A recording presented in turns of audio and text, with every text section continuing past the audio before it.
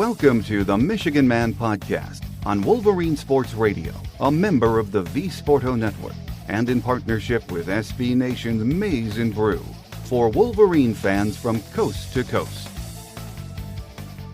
Go Blue and welcome to the show. I'm your host, Mike Fitzpatrick. As we tape this week's program, it's 58 days before the start of another Michigan football season. It's hard to believe, but it will be here before we know it. In the meantime, recruiting is at a fever pitch. Official visit weekends, summer camps, constant phone calls and contact with elite talent. It never ends. Our guest today on our July recruiting update is EJ Holland from the Wolverine ON3 and the Wolverine magazine. The class of 25 started picking up steam in June.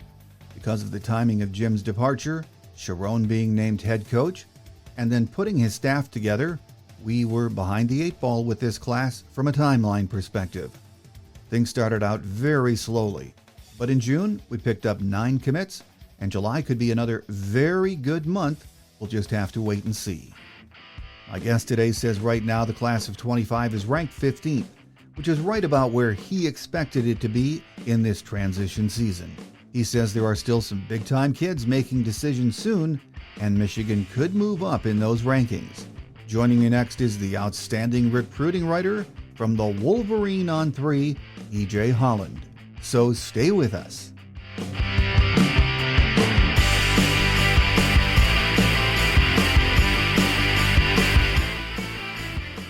Joining us on our game day segment this week for a recruiting update, and we know how red hot recruiting is right now, is recruiting analyst EJ Holland from the Wolverine ON3 and the Wolverine magazine. Thanks for taking time for us, EJ. Yeah, no problem. Excited to be back. Well, there has been a lot of positive news on the recruiting trail for Michigan in the last few weeks. As we begin July, they're ranked number 14 in the 2025 ON3 rankings with 13 verbals. Sherrone and his staff have been working their tails off, haven't they? Yeah, they have. They picked up quite a few commitments in the month of June, and honestly, they needed to. They only had a handful of commits heading into official visit season, so they were able to, get the class rolling with some commitments there, and they're, up to 13 commits in the 25 class. They found their quarterback early in the 2026 class in top 100 signal caller Brady Hart. So it was a really busy month for Michigan. They are still ranked 15th in the country, which is pretty much where they started, but there's still a few big names left on the board and some announcements coming over the next couple of months. Well, there is so much to be excited about with this class, I think, starting with the fact it contains 9 four-star kids. The latest addition was top 100 edge Julius Hawley out of Alpharetta, Georgia, with 2 other 4-star edges already committed in Nate Marshall and Jalen Williams. That gives us 3 very elite outside threats for the future, doesn't it? Yeah, I think as a whole, new defensive line coach Lou Esposito has a lot of intriguing pieces to work with along the defensive line. The first commit was Bobby Kanka, who gave a commitment to Mike Elston and the previous staff, and they've decided to keep him. He's more of that lunch pail, hard hat guy that's going to be a 3 technique, kind of in the same mold of what Elston landed in previous cycles with Brooks Barr and Ted Hammond. And the guys that Esposito has been able to land have offered a bit more athleticism, are a bit more highly touted as recruits. And, you start with Nate Marshall, and that's arguably the biggest win of the recruiting cycle, beating out NIL schools like Miami and Auburn. It's kind of been the anomaly of this class in terms of winning a true NIL type of recruitment. So Esposito had deep ties with Marshall, knowing the family for years, and he was able to get him to commit in the spring. And, he has to keep him committed. He did make an official visit to Auburn. Things went well on the official visit to Michigan for Victor's weekend. Auburn's trying to get him back on campus this month. Michigan's trying to get him back on campus for the barbecue, and I think he'll be there. So, it's just about fending off some of these other schools. Jalen Williams is kind of a taller edge at 6'5.5", 255. He's, really long, big prospect, kind of in the same mold as a Mike Morris. And then you have Julius Hawley, who is about 6'3", 230, so not that tall, long upside type of guy, but just a really, really good football player. Has tested well at camps, has really taken a big step forward from sophomore to junior year, now going into senior year. And he's more of a Jalen Harrell type. So a lot of intriguing, pieces. And like I said, Kank is more of that standard Mike Elston, 3 technique type guy.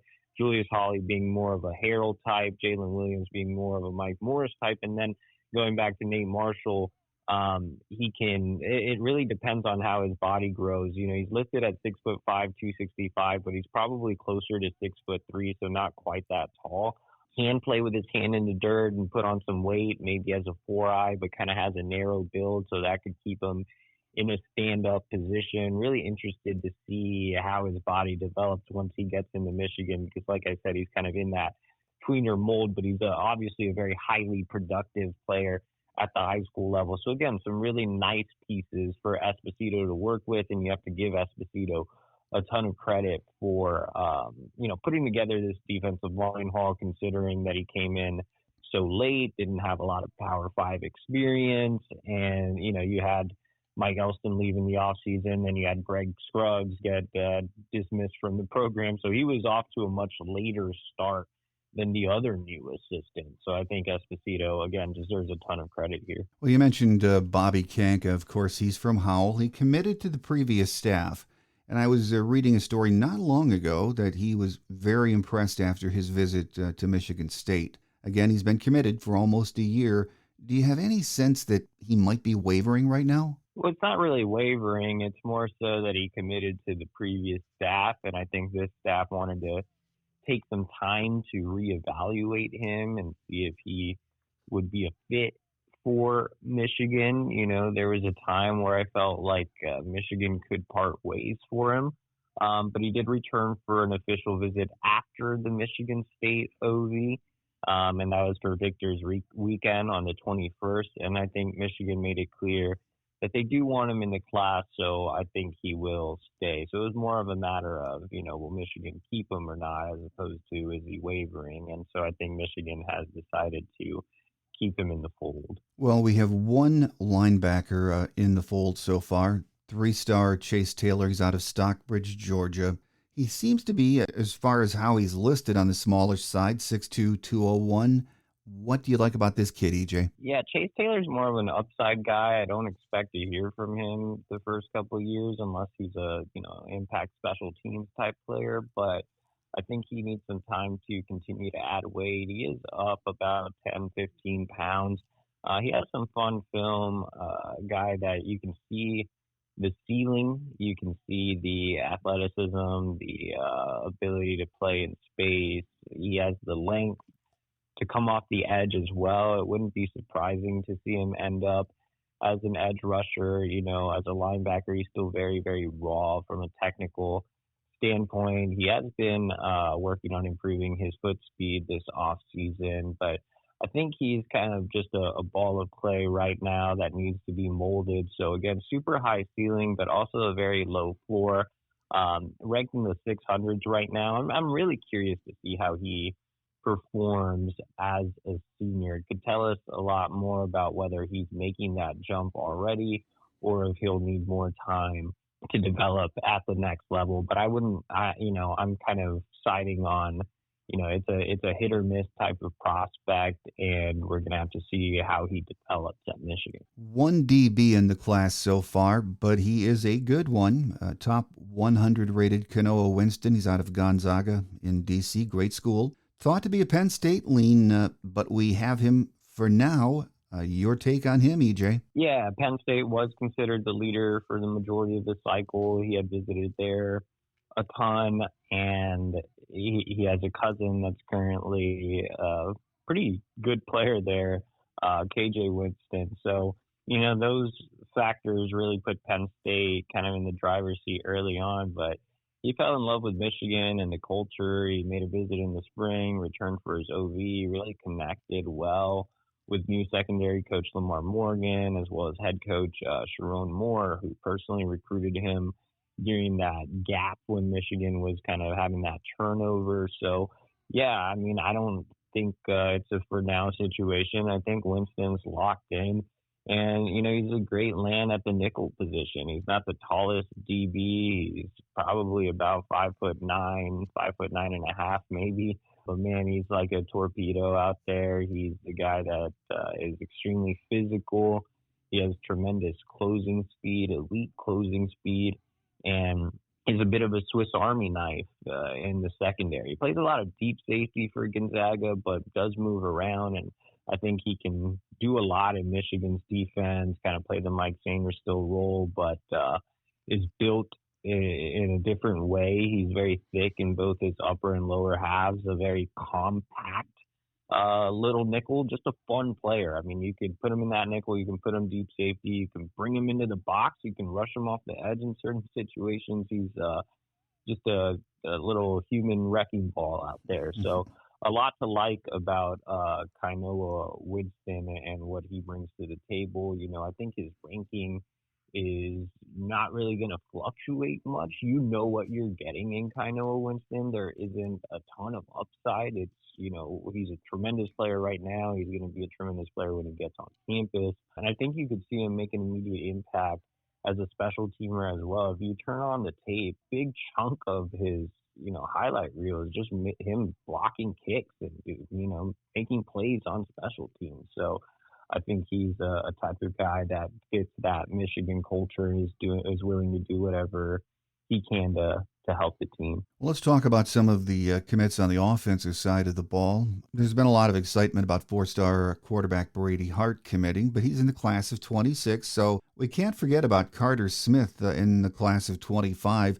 You're still very high on him, aren't you, EJ? Yeah, Brady Hart's gotten a ton of the headlines here recently. Obviously, he was a huge commit and, I think has the potential to continue to rise in the rankings and maybe even be in the five-star discussion. He was the day 2 MVP at Future 50 this past weekend, so I got a chance to see him out there. And obviously, the On3 national team was very high on him, giving him that distinction. But yeah, I mean, I am still a big fan of Carter Smith as well. The really cool thing about Carter and Brady is the fact that Carter helped recruit Brady to Michigan. And it was a very authentic relationship. I know there were some reports last year that Jaden Davis might be helping out with Bryce Underwood, but I never really got that sense.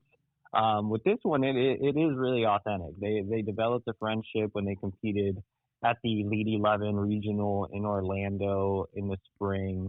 Carter Smith's dad reached out to Brady Hart's father, and they formed a bit of a friendship. In fact, I had a chance to visit with Brady Hart in May with Brady Hart and his parents, and his father was very, very adamant about getting Carter Smith's dad's number and building a friendship with him. And so they've communicated. And the day Brady Hart committed, I called Carter's dad, and he was ecstatic about it. I visited with Carter this weekend, and he was super happy about having Brady in the fold. And, the thing that Carter said that was really cool was, I want to play with another quarterback that'll push me in that quarterback room, that'll get me better, that'll help me, understand what the offense is doing, that so I can help him understand what the offense is doing, so we can feed off of each other and push each other to be the best quarterbacks we can be. And so, that was really cool to hear, especially in an era where you have a bit of a selfish mindset a lot of times at the quarterback position. I think Carter and Brady are genuinely excited to play with each other. And, it's the same on Brady's side. He's excited to have Carter, in the class. When I visited with Brady, that was a big topic of discussion. He just wanted to talk about Carter. So I think it's really cool that they have some chemistry. And yeah, Carter himself, obviously, high upside prospect, one of the most dynamic dual threat quarterbacks in the country. One of the best running quarterbacks in the country, the Gatorade Player of the Year in the state of Florida last year, continuing to improve this offseason as a pure passer. He was up in Jacksonville working with the trainer of Brock Purdy. Now he's back, kind of closer to home in Fort Myers, working with the trainer of Gardner Minshew. So getting differing opinions, helping with his mechanics, helping with his hips work, helping with his footwork. He's really, really taking it seriously in terms of trying to improve as a pure passer. Remember, he was a baseball kid that threw in the 90s as a sophomore, legitimately could have been an MLB prospect. But yeah, I think the more Carter improves as a passer, the more he'll rise in the rankings. And, there's no questioning his playmaking ability with his feet. Well, he is a lot of fun to watch on tape, and I know he was in the Elite 11, I think, regionals, but he did not make it to the finals, did he? No, he did not make it to the finals. Not exactly sure why. I thought he was clearly the best quarterback at the Orlando Regional. No quarterback from that region received an invitation, which was very odd. As you said, he has his senior season coming up. Going to be fun to watch how he progresses. Another recent commit was from four-star IMG running back Donovan Johnson. He missed his junior season. I think it was ACL injury. If he bounces back this year, it looks like he is a real steal, doesn't it? Yeah, for sure. I'm a big fan of Donovan Johnson. I know a lot of people are on the fence about him, but he's put in a lot of work to recover from his torn ACL injury. I don't know if technology is the right word, but torn ACLs aren't exactly what they used to be. I remember they used to be catastrophic and career ending. And, now it seems like guys bounce back from torn ACLs all the time. I covered J.K. Dobbins, for example, when he was in high school and he tore his ACL. And he's, obviously he's had some injury problems in the NFL, but the point was he bounced back from the high school torn ACL and became one of the best running backs in college football. And so I think with Donovan Johnson, I'd love to see him follow a similar path as JK. You can recover from those injuries in modern day. So, I think if Donovan returns to full form, he could be very similar to a J.K. Dobbins in terms of how highly touted he was. Before J.K. tore his ACL, he was considered a 5-star level prospect, and it was kind of the same thing with Donovan Johnson. J.K. tore his later on in his career, but Donovan, as a freshman, was a highly touted 5-star level back. He was clearly top 100 across the board, and he played his freshman year at Calvary in Savannah, Georgia, and was a monster as a true freshman. He transferred to IMG, kind of rotated in because IMG is pretty loaded, obviously, and then last year he tore his ACL. But I'm told he's fully cleared now. Just got cleared. He's been doing some private running back training in Atlanta. He'll be back in Savannah doing a little bit more training before heading off to IMG in a couple weeks to start camp. And, he's like I said, just got cleared, but he's ready to go. He's putting in the work. He's, bigger back at about 6'1.5", 213 pounds. He usually likes to play around 220, but also has tremendous speed. He was a junior track Olympian. So yeah, there's a lot to like about the physical traits.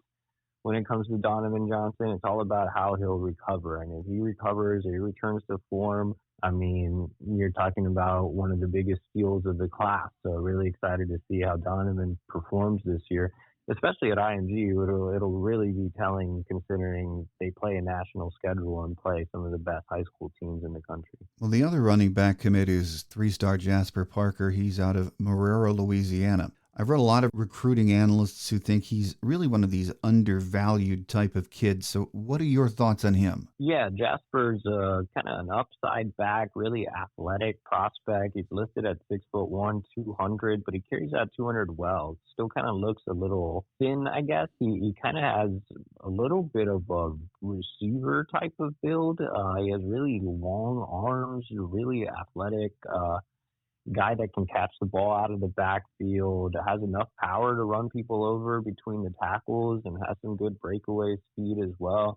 I think a lot of people just haven't had a chance to see Jasper Parker in person. He had a good performance at the Rivals camp this month, and I'm excited to go out there and see him in the fall. I think the camp he did this month was the first real exposure he's gotten. So I think how he performs as a senior will be a big indicator in where he ends up in the rankings. But I like him, man. He's intriguing. He's also a great kid. I haven't had a chance to meet him in person yet, and as you know, I like to meet all these guys in person. So I'm looking forward to meeting him out in New Orleans. But I really like just conversing with him on the phone. He just seems really happy to be part of the program and committed. Both of those guys, Donovan Johnson, I have had a chance to meet in person.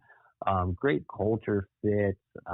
Michigan was in it with Jordan Davison, who was more highly touted and ended up committing to Oregon. But I think Michigan got the best culture fit in Jasper Parker and Donovan Johnson, and obviously both have upside. So some nice pieces there in Tony Alford's first cycle as the running backs coach at Michigan. The O-line commits so far are four-star Avery Gash out of Birmingham Groves and Spartan legacy, Caden Strayhorn. He's playing down at IMG. Both of these kids, high level, and they are nasty kind of players to watch on tape, aren't they? Yeah, both Spartan legacies. So yeah.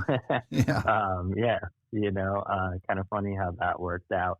But yeah, Avery Gash is straight up guard for me. I don't think he has a ton of tackle flexibility, but when you turn on his tape, the thing that stands out the most about him is just how physical he is and how he finishes blocks. I really like offensive linemen that are able to finish blocks at the high school level.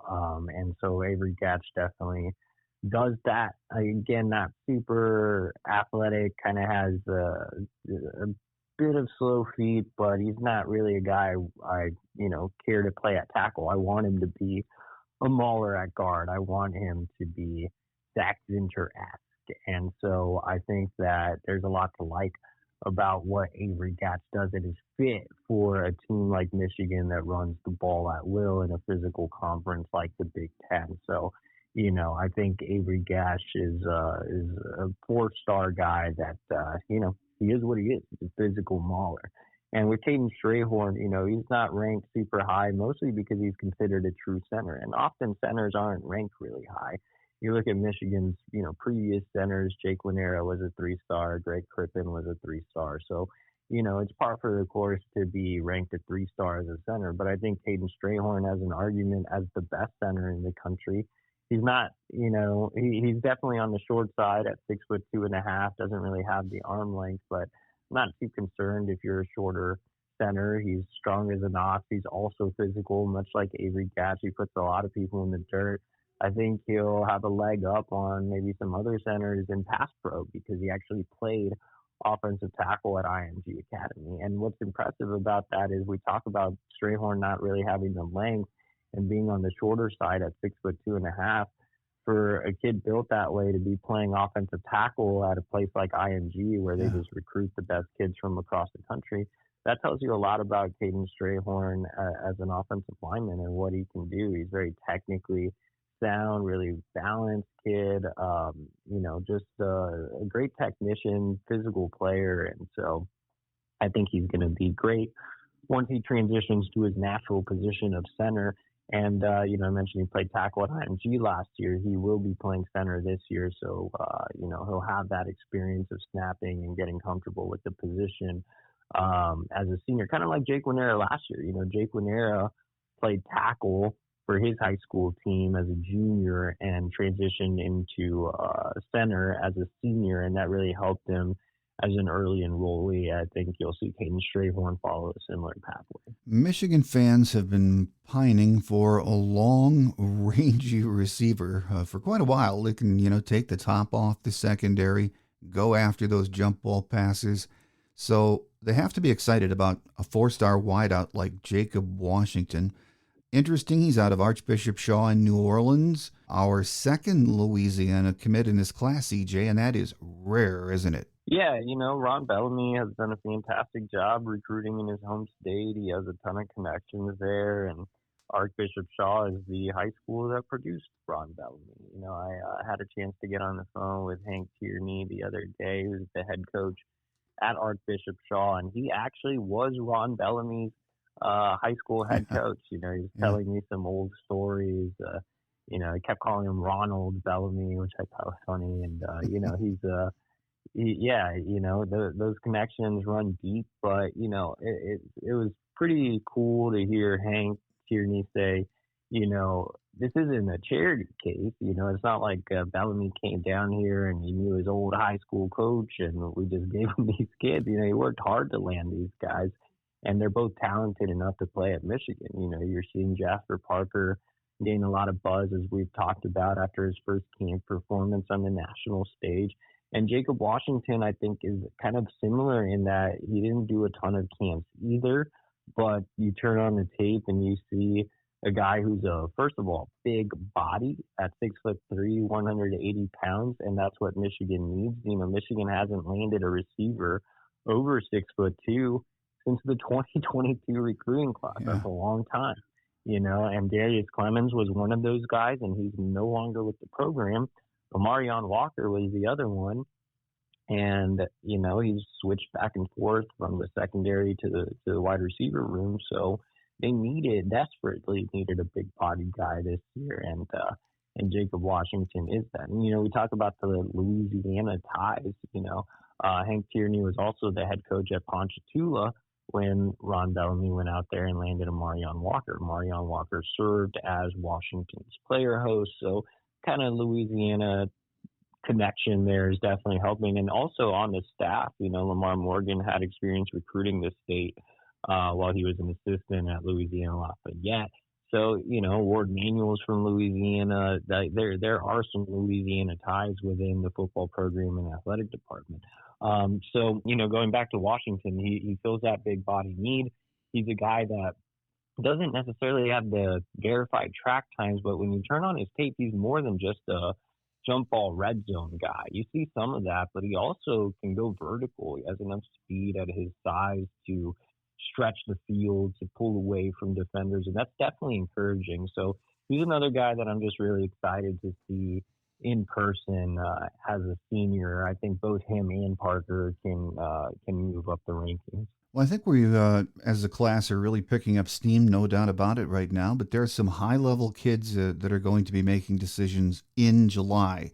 Do you think this could be another big month for the class of 25? Yeah, I think you have a couple of key decisions coming up. At the tight end position, Michigan, the one commit we didn't talk about was Eli Owens, who's a three-star prospect, at the tight end position, kind of filling that Max Bredesen role.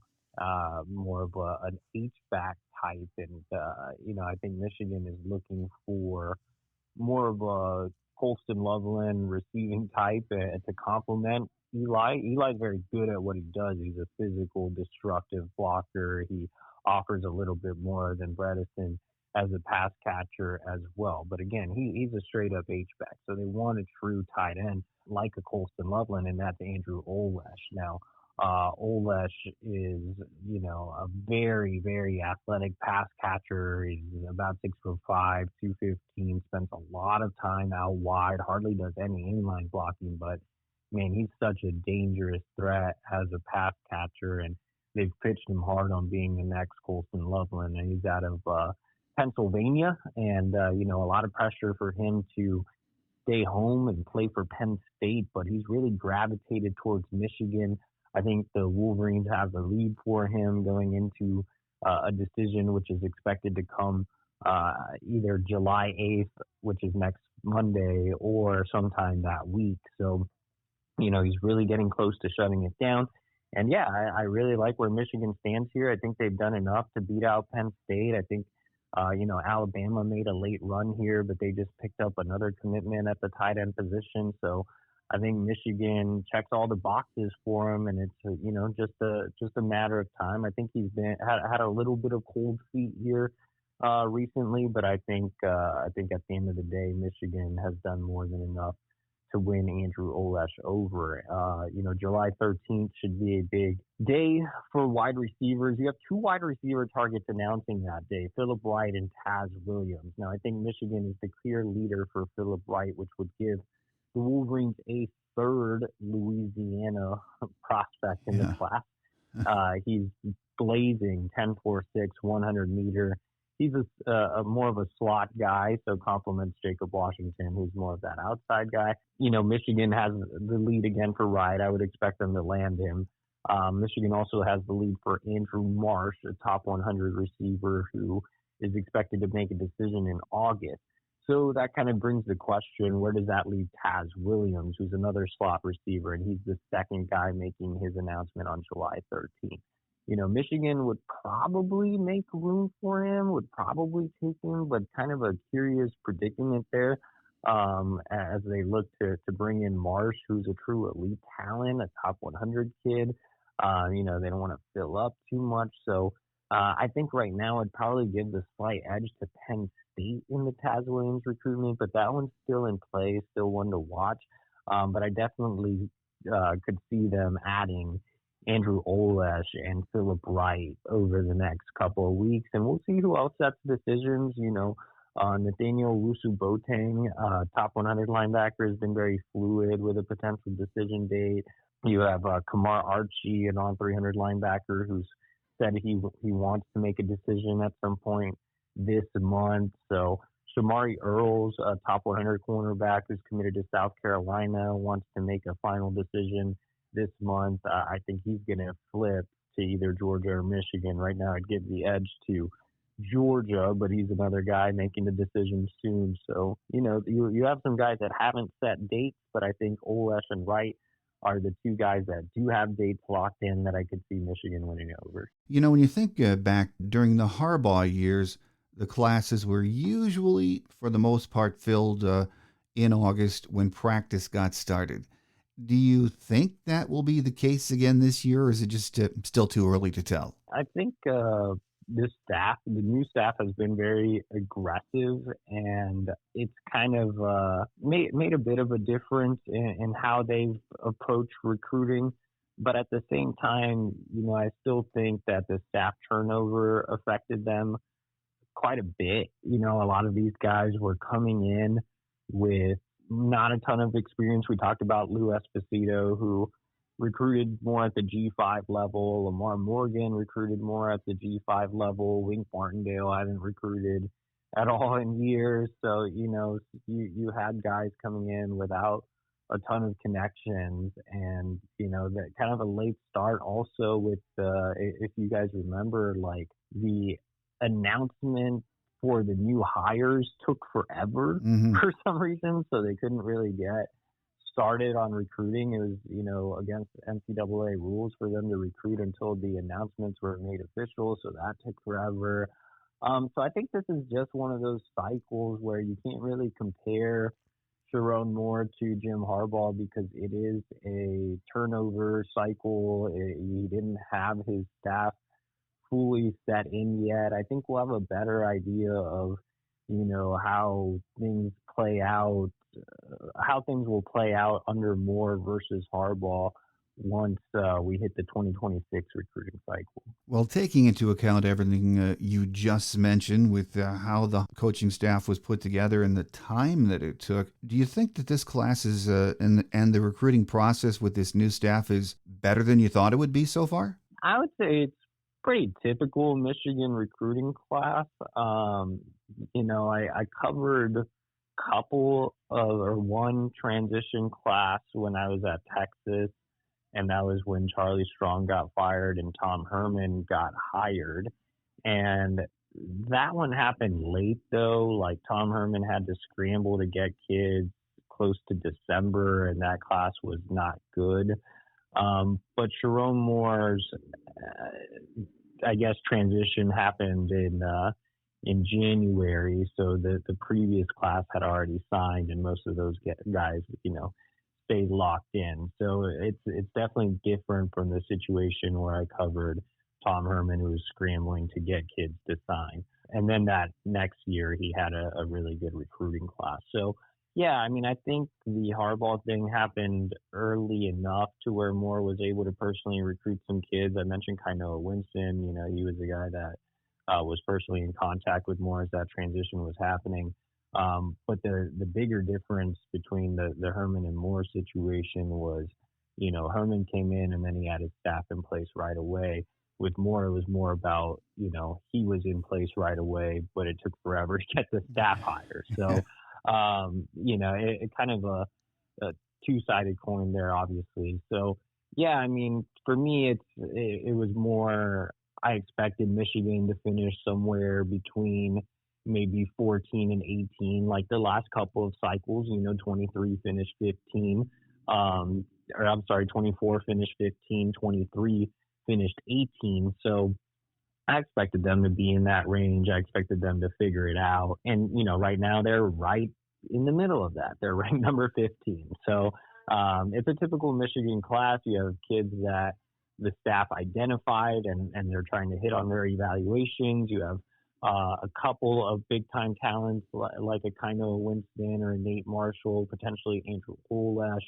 You have some really exciting players like a Carter Smith or Jalen Williams with a high upside. You have a lot of culture fits. I mentioned guys like Donovan Johnson and Jasper Parker, Avery Gash, guys like that. I think I was talking to our national analyst, Chad Simmons, yesterday. I think he put it best. This is a typical Michigan class that fits the culture, that loves football, that brings that blue collar mentality, that has some potential upside prospects along with some high floor prospects. And it's Michigan football. They're not going to land top 5 classes. Maybe next year we'll have a chance to break into the top 10, like in 22 with Will Johnson and those guys. But they're not going to compete in these NIL bidding wars or anything like that. They want to find the right type of kids, and I think they've found a lot of great kids that can play football this cycle.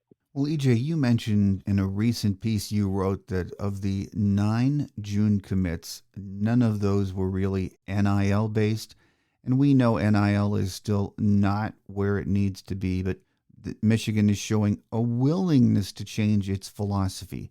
In what ways are you seeing them adapt? Yeah, they are willing to change. I don't think that Michigan will ever be Miami or Oregon. So, anybody that's expecting Michigan to compete at that type of level with NIL can continue to dream, I guess. It's not going to happen. I don't think, Michigan is going to play the same game as Miami or Oregon or Texas A&M or schools of that nature. It's very important to them to keep the culture and find the right type of kids. Now, I think you can look at a rival like Notre Dame that is doing something like that in a very similar fashion that I would like to see Michigan do it. And that's painful for me.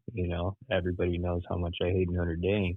So, but you look at Notre Dame and they have a structure. They have an exact NIL plan. Everybody's on the same page. They're putting packages together for the right type of kids. And so you're seeing Notre Dame recruit at a higher clip than Michigan right now, which is a bit unfortunate considering that Michigan should be at that same level, especially with the success on the field. And there really aren't a ton of differences between the programs from an academic restriction standpoint, or what they have to deal with hurdles. So there's no reason that Michigan shouldn't have an NIL plan, competitive packages in place for the right kids. And there's no reason Michigan shouldn't be ranked ahead of Notre Dame every recruiting cycle. They should operate in a similar fashion. And then the ways they're taking steps forward towards doing that is they are having more and more discussions about getting on the same page. They hired a general manager in Sean McGee who wears many hats and has a big say in NIL, and he became more and more present on official visits as June kind of wore on. And when you look at the general manager position across college football, it's very recruiting based. Alabama, for example, has Courtney Morgan, who was the director of recruiting at Michigan. A lot of those positions are very much de facto directors of recruiting. That's not the case at Michigan with Sean McGee. He's more of an administrative guy. I mean, he was the head of whatever operations with the Bears. He was an assistant athletic director at Michigan. So, it is very much Sean McGee is very much a key to getting everybody within the athletic department and the football program on the same page when it comes to NIL and recruiting. Some people have pointed to, Dusty May utilizing NIL for basketball recruiting, but it's not the same thing. Basketball, you have the 12 guys on the team. For football, you have 100 guys on the team.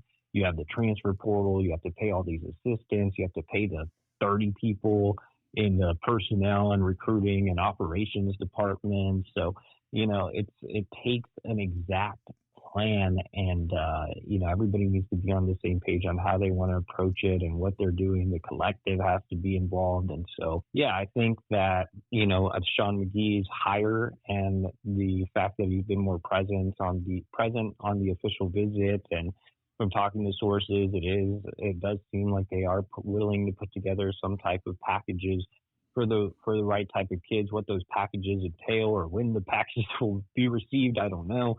But I think you look at a program like Notre Dame that isn't getting in these NIL battles. You're not seeing Notre Dame compete against Oregon, Ohio State, and Texas A&M, but they're still landing really high-level kids that fit their culture, and Michigan needs to do the same. I think they're taking steps in the right direction to get there, but not exactly there yet. Well, it's going to be fun to watch what happens with that as the days and weeks progress, and what happens with both the class of 25 and 26 the rest of this summer and fall. And I'm sure we'll get you back on to update those things. But one last question before we let you get away. The season, as we all know, is sneaking up on us fast. Preseason magazines are out for the most part, and most of them see Michigan as a top 12 team, sort of all over the place in that top 12. It is going to be a brutal schedule, and we know right now when it's tough to gauge just how good this team is going to be, isn't it? Yeah, our team guys, Chris Ballas, Anthony Broom, and Clayton Safety do a great job of covering the team, and they probably have a better grasp for the team than I do. But I think that obviously it starts with the quarterback position and how Alex Orji will do there, or if they go with more of a game manager style and Davis Warren or Tuttle. So it really starts with the quarterback position. Unfortunately, you don't have a lot of time to work with it like you did maybe last year, since you get Texas that second game. And so they have to figure it out before then. So it'll be interesting to see how that goes. I think they'll lean on Donovan Edwards a lot. Obviously, whoever the quarterback is will have the luxury of having him back in the backfield. They'll also have the luxury of having one of the best tight ends in the country, if not the best tight end in the country, in Colston Loveland.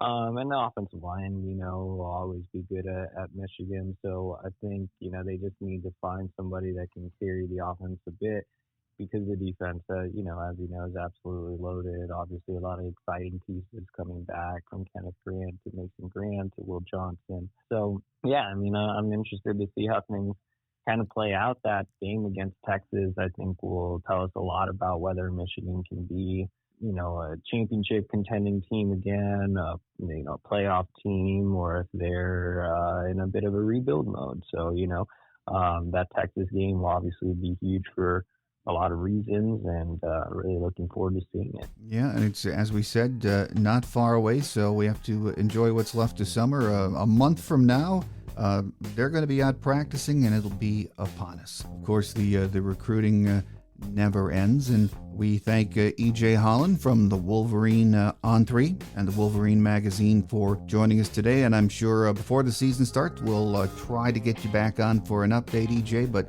thank you for your time, and we do look forward to that next visit. No problem. Thanks for having me.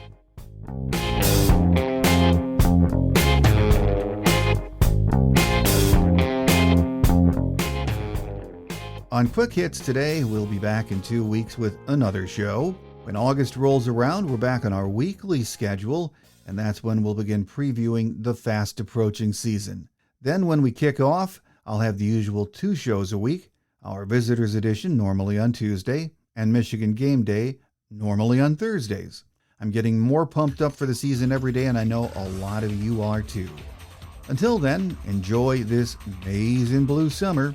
It's over for most of us when Big Ten Media Days comes around and practice starts.